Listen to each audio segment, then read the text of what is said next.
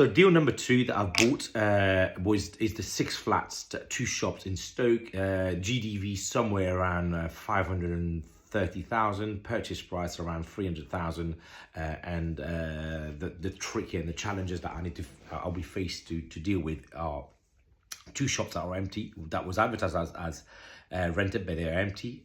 So we're gonna have to go in, renovate the whole thing, and then re-rent. Two, we've got it was sold as 5 flats, but when you get there, there's a 6 flat that they've basically carved the back of the shop out and put a flat in there. It's legally converted.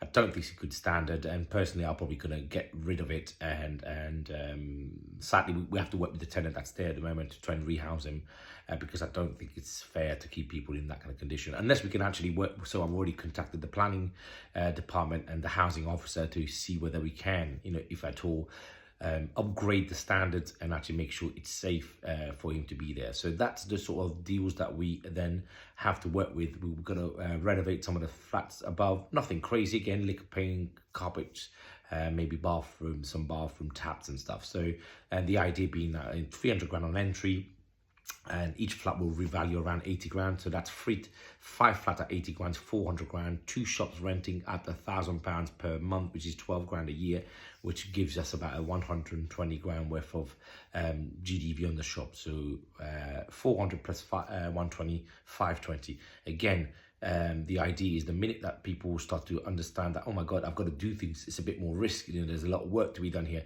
you'll realize that maybe I don't want to do that, I'm just not cut out for it. So be mindful when you are getting into title split, you are getting into property investment, to make the bigger money, you've got to do things, you've got to take the risk, you've got to actually accept that there is some form of trade-off between risk and return. The lower the risk, the lower the return, the bigger the risk, the bigger the return. So I think just bear that in mind, and in my next video you will also see some of the bigger risks that we're taking and hopefully the returns that we're looking for.